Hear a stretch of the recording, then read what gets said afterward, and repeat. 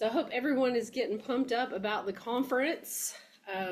We had the award, um, the awards voting that came through, and I don't know who won. So I guess we will find out at the conference, which is really exciting about the collaborative care star winner for the year, and we are working on a happy hour dinner.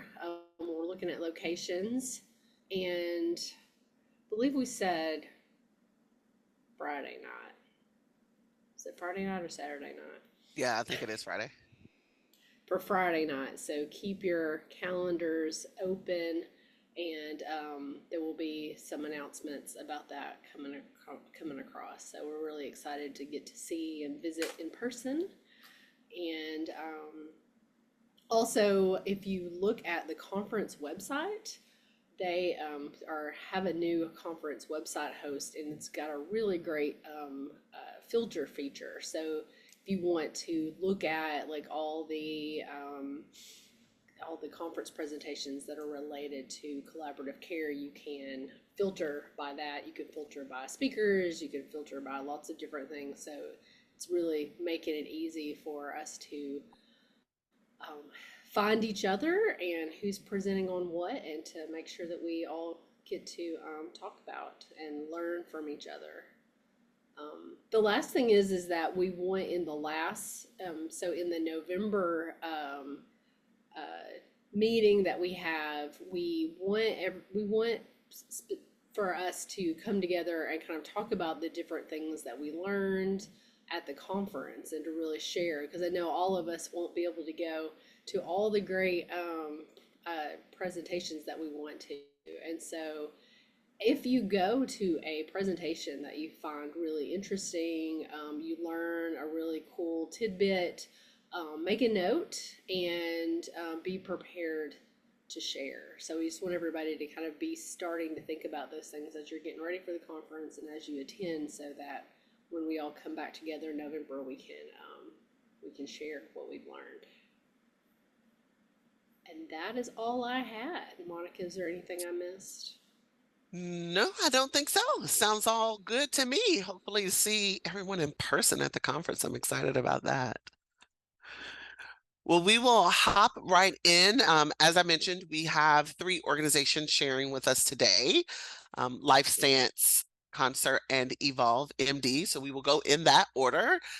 Feel free to put questions that you might have for them in the chat, and when there's opportunity for pause or break, we will get to those.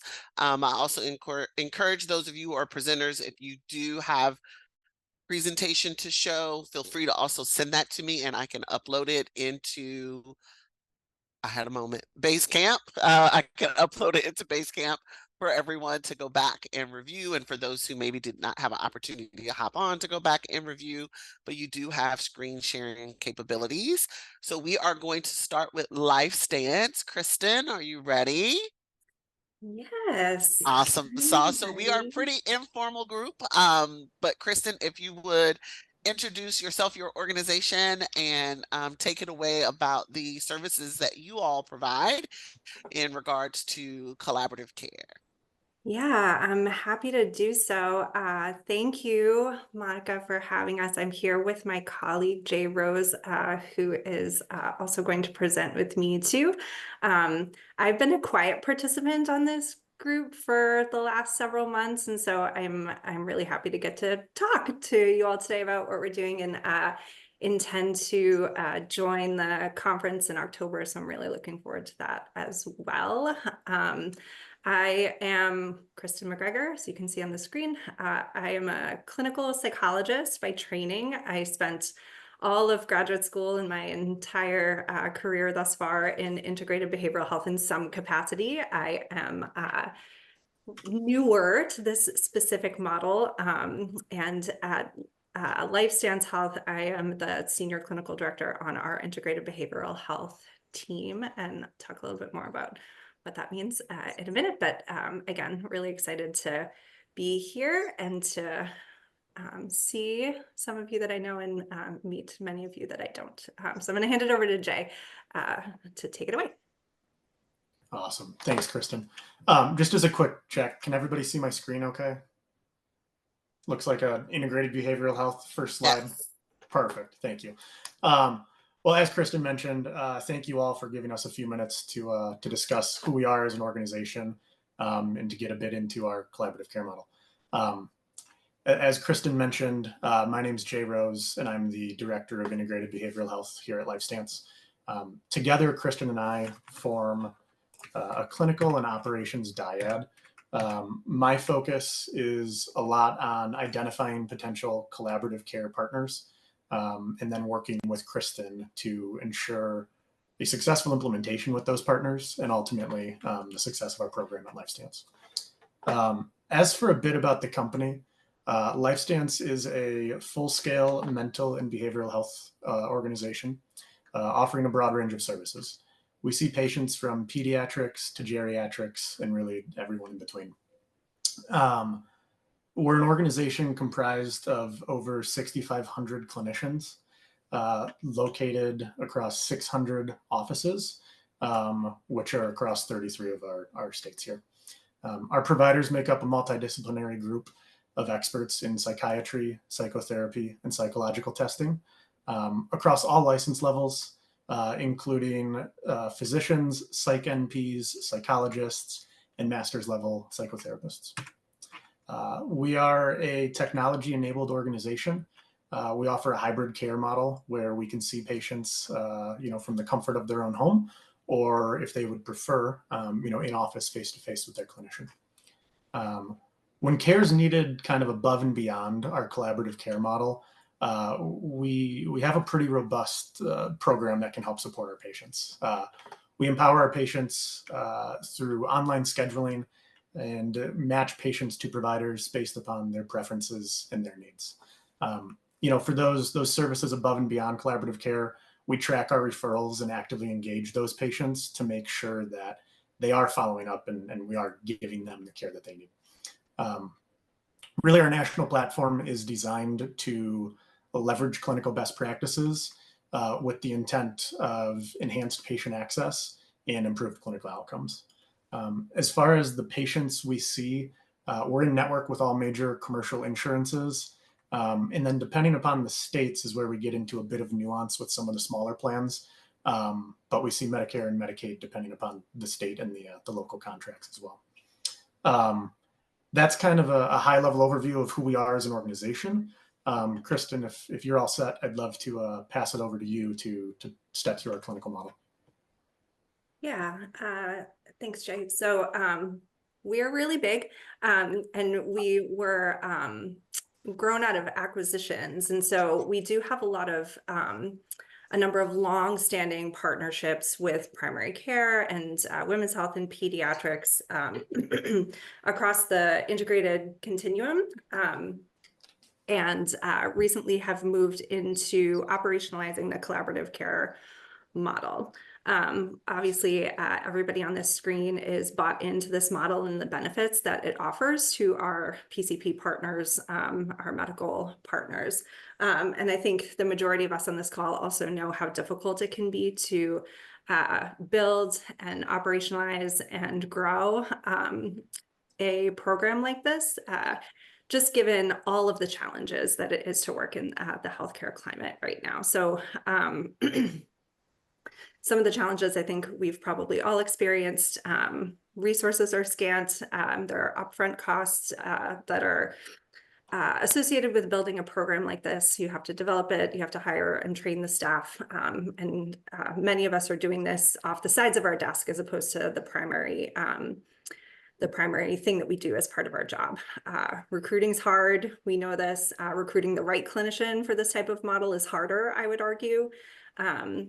And the third point here, I think we've all experienced, and where I think LifeStance has an advantage, is many patients are not appropriate for the primary care setting from a clinical perspective and really do require more specialized care. And specialized care is hard to come by. And so it often creates this bottleneck in our primary care and collaborative care programs, which we know is frustrating. It's frustrating as a clinician working in this model. It's frustrating for our PCPs who are trying to get our patients into care, and it's frustrating for the patient who maybe knows that they need something more than what we're able to offer in that moment. Some PCPs are really comfortable with prescribing, many are not. So CoCM is meant to enable this, of course. And again, there are some patients for whom it's outside the scope of what a PCP can offer. And so this also creates some bottlenecks. And as I mentioned before, many of us are sort of doing this as part of our job, not as our full-time job. So this is where I think a vendor to help support building a collaborative care program, specifically a vendor like LifeStance, can be really helpful because we are able to assume much of the upfront cost in developing the program.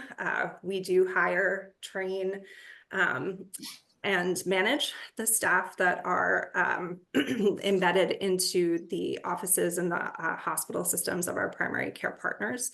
And we're really working as a team to generate a positive outcome for the hospital system.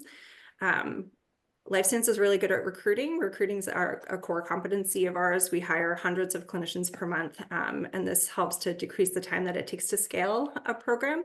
And we also have clinical experts that know how to hire clinicians that really thrive in this environment and train them to do so. And we're backed, as Jay mentioned, by a very large outpatient network. We have lots of clinicians, lots of licensures, lots of expertise across lots of states. So if a patient isn't a fit for collaborative care, there's a streamlined process to get them into care with us, or of course, with preferred community partners, as well as within the system itself. We do offer our partners preferred access to outpatient psychiatry services. Usually patients can get in within a couple weeks. Again, this is a bit state specific and also presenting problem specific, but that's kind of the general time frame. And when you partner with us as a CoCM vendor, we do provide we call it a CCC, the Collaborative Care Clinician, BHCM, similar consulting psychiatrist. We provide care coordination staff and both clinical and operational leadership to really support both clinicians that are embedded as well as the PCPs that are doing this care and the hospital system to ensure the program success. So many of these things I've mentioned, but there are lots of great vendors that are going to present to you today. And so just some of the things that we think set us apart. Again, we have a combination of national scale. We do offer both in-person as well as virtual care delivery, dedicated collaborative care clinicians who are really truly meant to be part of the PCP's care team. The intention is that the patient shouldn't know that the collaborative care clinician works for us versus the primary care office. And then that rapid access to our wealth of outpatient behavioral health services. We do utilize independently licensed clinicians.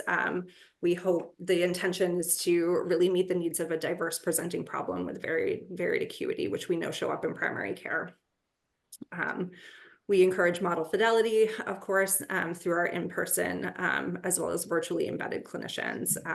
Where we can, we facilitate warm handoffs and utilize direct scheduling with the clinician so that less patients are lost to follow up with the asynchronous scheduling.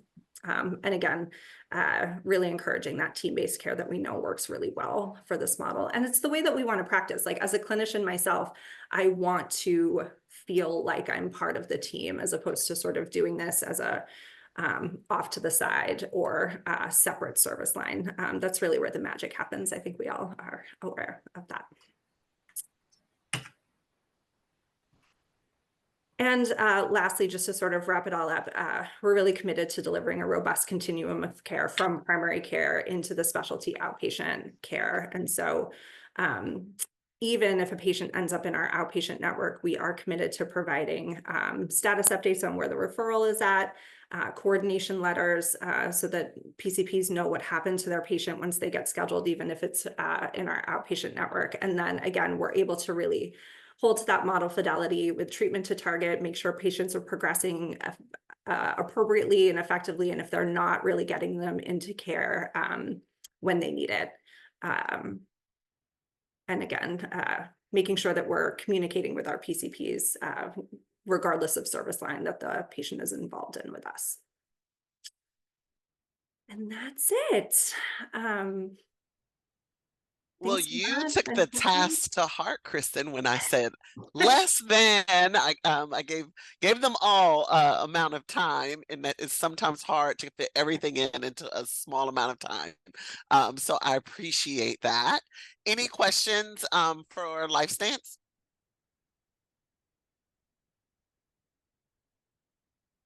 Feel free to reach out to us, and we can send over some information as well if anybody's curious. And I'll throw my email in the chat. So thanks, Monica. Gotcha. All Appreciate right. it. Well, Kristen, you and Jay stay here We because we will. may have some questions at the end, so please stay here. Yes. Up next will be concerts. Spencer, you ready? Yes, thank you very much. And I'll ask the same question. Can everyone see my screen? Yes. Great. Hey, everybody. My name is Spencer Hutchins. I know some, but not all of you. I have a feeling just about everybody knows my co-founder, Verna Little, who sends her apologies. She is currently speaking or advocating or somewhere and couldn't end up making this. And so asked me to cover, but really excited and inspired by the work of this organization and glad to be participating directly as well. Concert started as an idea when Verna and I met in late 2016 and has been delivering collaborative care since the beginning of 2018. And we always start what's not quite hundreds yet, but as dozens of new clinicians joining our team every month with our why. And it's a pretty basic sentence that everyone deserves access to high quality behavioral health services alongside their most trusted healthcare provider. And we think of Concert as existing to make that sentence a reality. Fortunately, because of the hard work of many of you and this community, we're at least trying as a country, right? This is actually, we're sort of like at the point in which we're actually going to make it happen. And we're trying to show that it's not just an idea, but can happen. We're looking to build a large and sustainable and incredibly high quality behavioral health medical group to serve this across the nation. Not quite as many states as LifeStance, but closing in. So we're operating now in about 19. Just went live in Montana, which looks particularly impressive because it's really big geographically. And we are closing in on a little more than 250 employed clinicians entirely delivering the collaborative care model and are just coming up on having served our 100,000th patient in the model. And we do that exclusively alongside major health systems and medical groups. You can see there some of the logos that span some of the largest institutions in the country. Advent and Common Spirit we've been working with for well over 3 years, really close to our beginning. Some of these brand new, Mass General Brigham and WellSpan, which are both gone live in the last year. And we make 4 basic promises to all of our partners that we're going to dramatically improve access and outcomes for their patients. I'll talk a little bit more about outcomes, work really hard to save their primary care providers some time and stress, and then institutionally work with them to make sure that the model is financially sustainable on its own right in today's contracts, as well as their value-based care future, no matter where they are in that journey of risk and outcome-based reimbursement.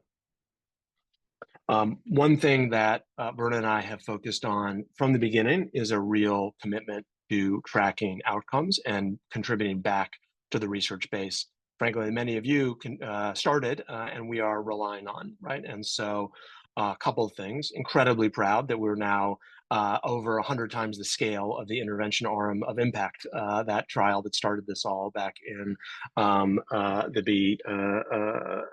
in the late 90s and early 2000s, and have seen over that time that just around 50% of our patients are seeing that 10-point or 50% reduction in their PHQ or GAD inside 90 days of referral.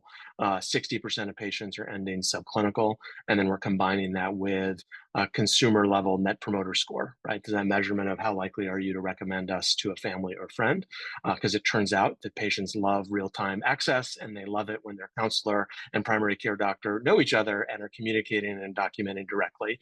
And so they really see that. And Verna has been busy, really proud to have invested in this as an organization. We have 9 peer-reviewed publications, many more in progress now, and you can see those all on our website in the research tab, looking at those outcomes in certain populations like publicly insured versus commercially insured. Really proud that just about half of the 100,000 patients we've served have had Medicare or Medicaid, and looking at pediatrics outcomes, women's health, rural versus urban, things like that. Really proud of having played a small role in helping contribute back to that research base, which has been so powerful on this model. And what do we think is really powerful or distinct from Concert? I have so much respect for all of our colleagues on this phone, both the presenters and those that we're presenting to, and know that fundamentally we're all on the same team trying to make the same level of change in the country. And so we are really proud of only having master's level behavioral health care managers, and really proud of our sort of collaborative care specific internal learning development program, clinical supervision for those people that have associate level licensures. And increasingly, nearly all of our psychiatric consultants are full-time and practicing in this model exclusively, as opposed to being a side hustle, either from a direct outpatient practice or from another job. We are really increasingly focused on not just sort of experimenting with collaborative care, doing it in pockets, but we're now focused on working with people that really, institutions that really believe the model and really want to scale. And we think we're getting very good at the change management, the workflow development, the EHR and technology and revenue cycle support that allows us to do that. And so every month we're often rolling out and launching with 100 to 200 additional primary care providers, pediatricians, OBGYNs, or an increasingly spectrum of other specialties that are starting to realize that they in fact prescribe, identify, and treat depression and anxiety by themselves. They might not like to use the word primary care, but they are the principal provider for that patient. And so we're seeing that more and more with additional specialties around that. And then the third point I'll make is we're really serious about sustainability. I think we're getting over the idea of collaborative care being theoretically good, right? And the research base being strong. You see that from the payer adoption. You see that in the literature, which frankly has better evidence base than most traditional behavioral health interventions.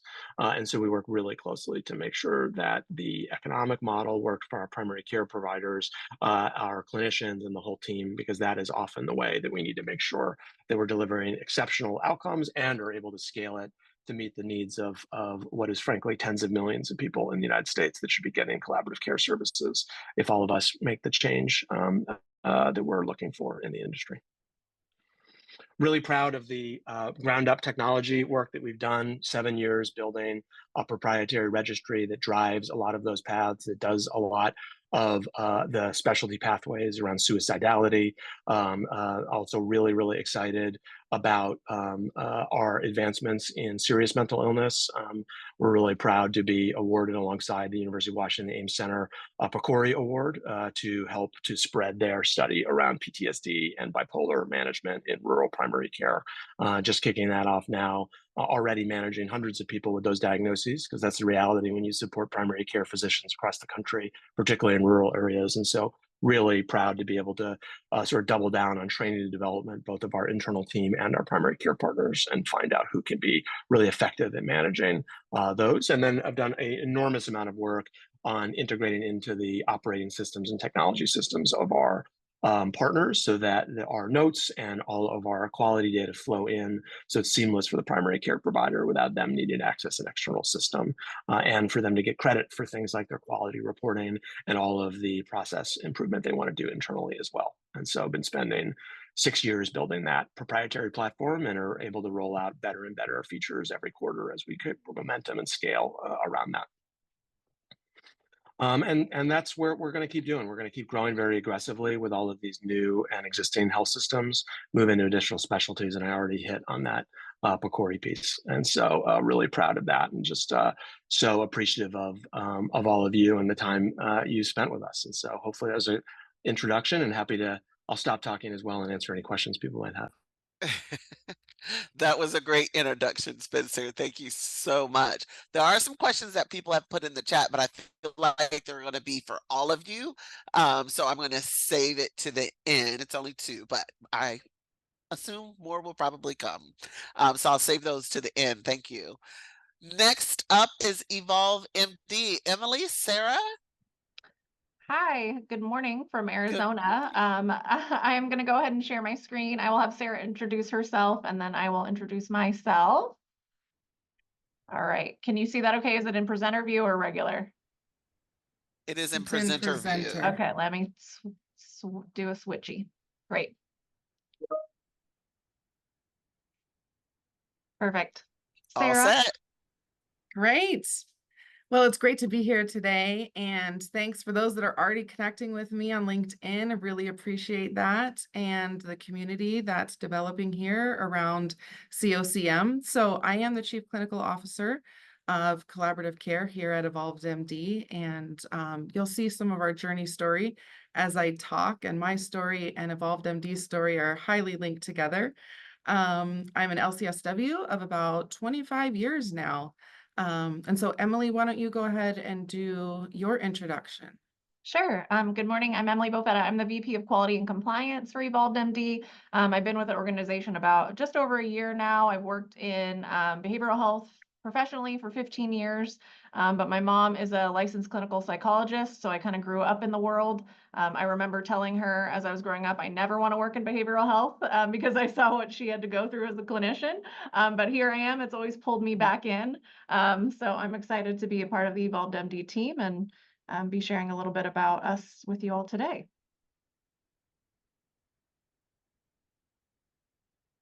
All right, so I'll start us off, and then Emily is going to round out the end of this presentation before we'll do questions or get to the questions in the chat. So really at Evolved MD, our story started with our founders, Eric Oslin, Steve Bilgen, and their personal story around caring for Eric's dad. And if you have not heard Eric's story, log into one of his podcasts because it's really interesting. But we really have been striving to be radically different. And that starts with who we are as an organization, how we treat each other, and how we treat patients. And our mission is to innovate and lead the integration of behavioral health services in modern primary care. That is everything that we do and focus on today. So you can see our values there. Happy to engage on any of that. And you can see our taglines about, whole patient care that everyone here is striving to achieve by addressing physical health as well as behavioral health for patients. So here are some of the milestones along the way. So our story at Evolved MD started back in 2017. That is actually when I joined the organization. I was the very first hire as a clinician for Evolved MD and was the first deliverer of CoCM services in Arizona. So since that time, we have been growing steadily, and you can see the trajectory of how many PCPs and clinics that we've been involved with over the years. We were very excited during COVID to contract with a big player here in the Arizona market and be able to offer additional services, especially during that critical time, and continue our growth during that critical time. We expanded into Utah and now have since expanded also into Colorado and New Mexico. We are starting in Florida now. So we've taken the four corners and now we're making a leap across to Florida. So that is great growth for this year. And you can also see our continued plans for California, North Carolina, Texas, Virginia, Washington, as we continue to expand our footprint as well, to continue to make sure that more and more patients have access to these really important services. So here's kind of a brief look at how we look at psychiatric collaborative care. Our behavioral health managers are, as much as possible, embedded in behavioral health locations. And we find that to be super important to really connect and collaborate with PCP offices, even if it's just quick hallway consults, but it's part of our clinician looking and feeling like a member of that PCP office every day. So patients actually don't know who Evolved MD is, and we like it that way. They are just a member of their trusted physicians team. We offer care coordination when patients need a higher level of care, and our clinical supervisors actually go on site to ensure that we have support and the clinical supervision for our behavioral health managers.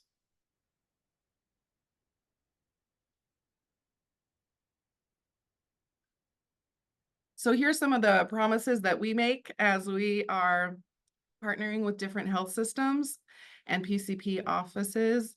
Obviously, we design and develop our program. Yes, it is a little bit off the shelf at this point because we've been doing it so long, and we customize the workflows that are needed for individual offices. We've already talked through the recruitment and hiring that is required for license level clinicians, and we have really worked to create ongoing training for those clinicians. So we started our psychiatric collaborative care leadership development program. That is a 2-year training program for our clinicians to receive specialized training with CEUs each month. And that way they have that training that they aren't necessarily coming out of a master's program having at this point, until we can work on changing that system as well, to really train clinicians to work in collaborative care or in integrated settings better. We went ahead and created our own and have really seen some really good outcomes and satisfaction from our clinicians to have that level of training and support. We have found that with our clinical managers going to all of our clinics, the support that is there to, ensure workflows are working the way that they're supposed to, also ensure that our clinicians are feeling the support and the connection to the culture that we've created at Evolved MD has also been really important. We do provide ongoing presentations in the clinics.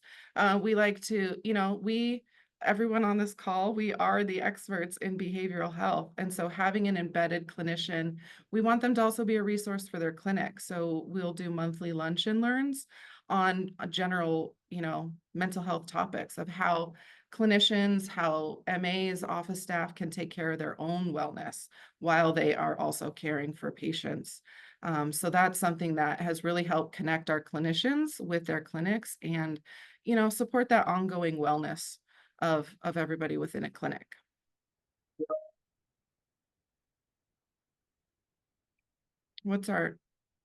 Oh, there we go. Emily loves the quadruple aim, so I'm going to let her talk through how what we're doing really focuses in on the quadruple aim. Yeah, so I mean, we kind of know this generally. A lot of evidence has shown CoCM is super effective at addressing all of these. So we just kind of wanted to reiterate, focusing on provider well-being. So really being in the clinic and reducing that burden on the PCPs, right? They're spending so much time working directly with these mental health concerns that isn't their specialty. So really being embedded in the clinic and being present to be able to just take those on and do that for PCPs. So reducing their burnout. Obviously lowering overall total cost of care for patients in that setting, decreasing utilization of emergency room utilization, focusing on clinical outcomes, obviously. So our outcomes are, really strong, aligned with, obviously all the tools that we're all using, PHQ-9, GAD-7, additional tracking mechanisms to really monitor symptom reduction and get patients really moving along functioning better in life more quickly than traditional outpatient settings. And then also looking at patient satisfaction. Obviously, if we're in there, we're in the clinic, it's a smooth transition. They don't know that it's a separate organization providing care with the highest level quality clinicians.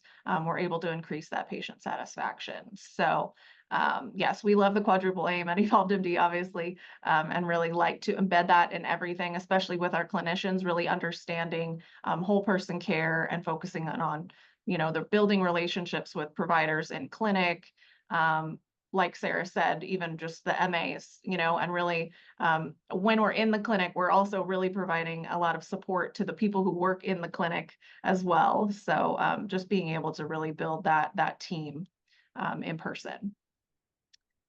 And then the last piece is just briefly touching on the registry we use. So we have a really good partnership with NeuroFlow. NeuroFlow, it has all of the super robust capabilities of an EHR, really. It's a registry, but it functions a little bit more like an EHR. It's quite customizable. It really has whole population health management tools. Obviously, we can deploy all of our screenings through the tool. Our staff use it as well. So what we really love about NeuroFlow is the patient engagement side of it. So it's really something to help, a digital tool to help our patients. Actually, there's patient journeys. So if somebody's having grief or trauma or depression, there's journeys that we can deploy out to them that they can work on in between their sessions with their clinician.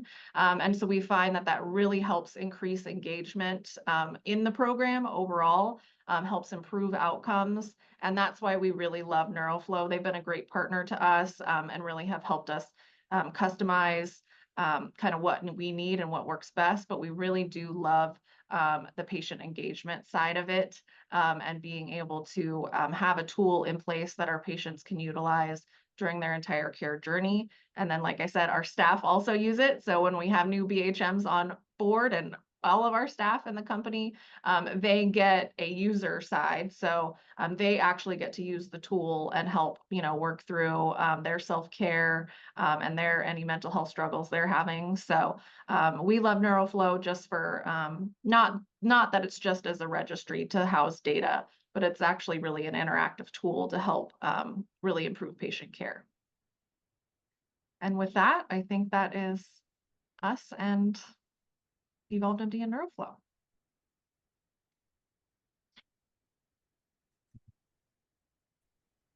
Thanks, you all. My internet just went completely out and came back, so I missed the very end, Emily, but it's recorded, so I'll be able to go back and catch it. There were some questions in the chat. There was one that was sent to me privately, and then one that everyone should be able to see in the chat because now my chat is completely clear. But the one that was around referencing or around wanting to hear from all of you about how you all stay connected to the organizations that you're providing the services to. Since you all are providing vendor services in some way, shape, or form, and I do hear some are remote, some are on site, but how are you making sure from organization to organization to keep that communication going?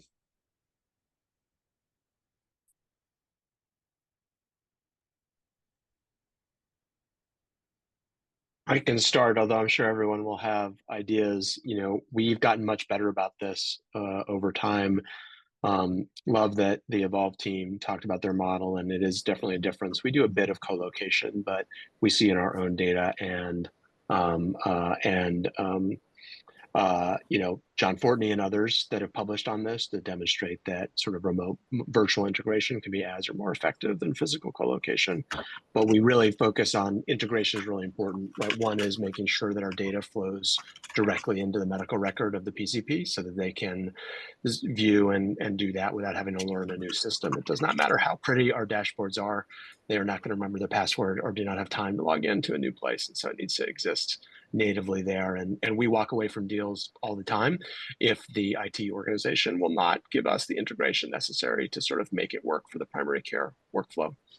And the second is really grafting on to, second is we focus on, no matter how big the organization is, and we learned this the hard way, is that nobody reads the CMO's email, even if she is technically their boss. And so if you are 1,000 primary care providers at Mass General Brigham or 100 in a smaller institution, we need to launch each of your offices like they're their own thing, right? And we come in, and even if in 20 different times they have described collaborative care, and whatever, we do it again, right? And we start start from the beginning. And what's really important is doing that when you have the workflow very clear. We found it very powerful. Verna will never leave, still does some of our implementation, will never leave an office without referrals having actually been done, right? So it's like, listen, we're not talking about this theoretically. Think about today, last week, who are the patients that could value from this? And that's really critical.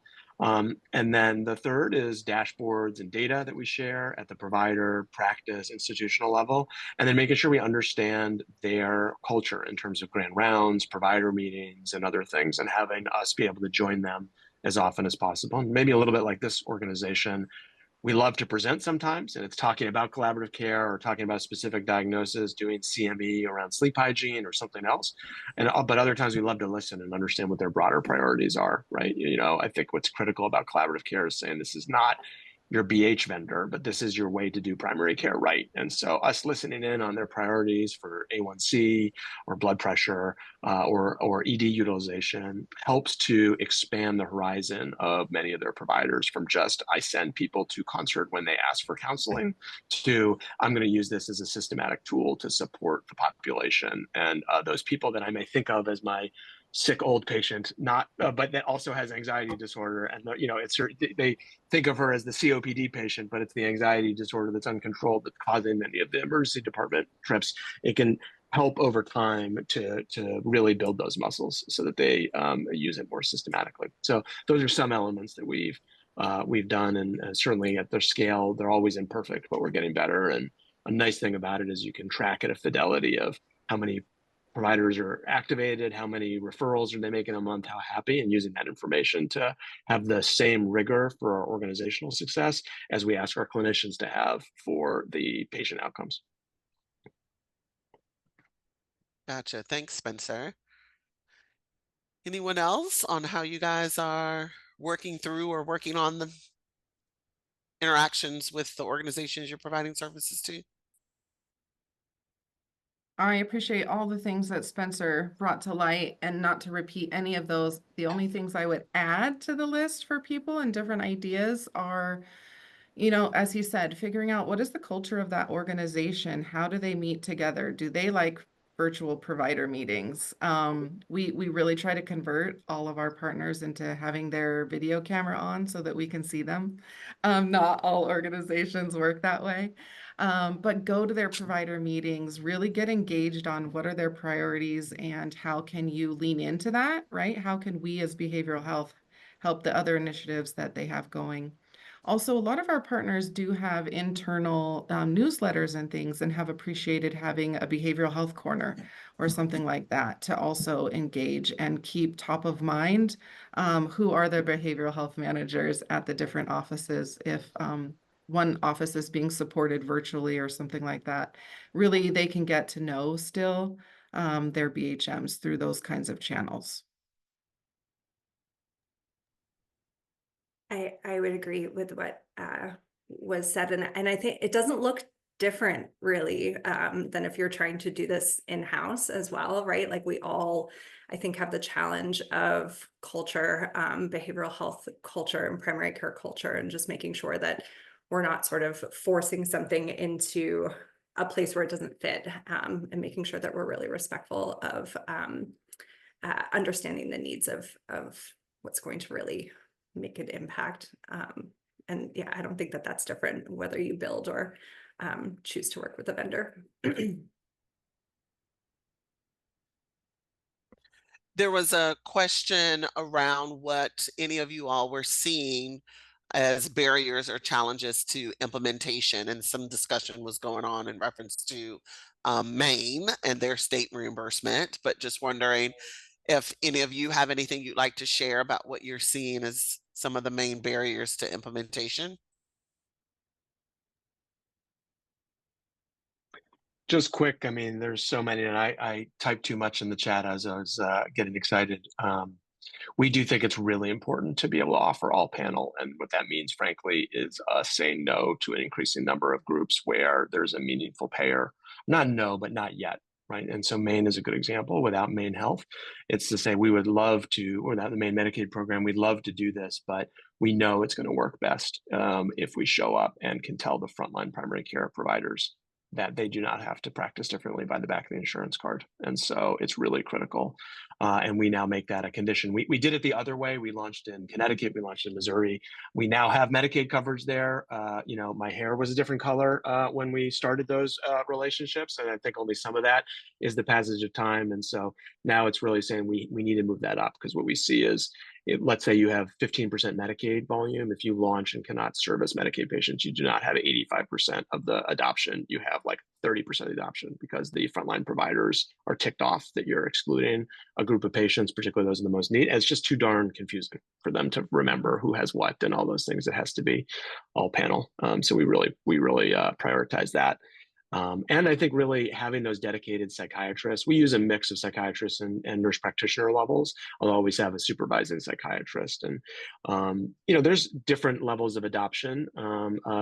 I think many providers really respect and value the expertise and support of the BHCM or the CCC role, but also certainly having the psychiatric providers there as part of training. They are directly in the medical records, and they are able to do curbside consult is the thing that's a little bit manna from heaven for them sometimes, and can certainly unlock engagement, particularly the more skeptical primary care practices.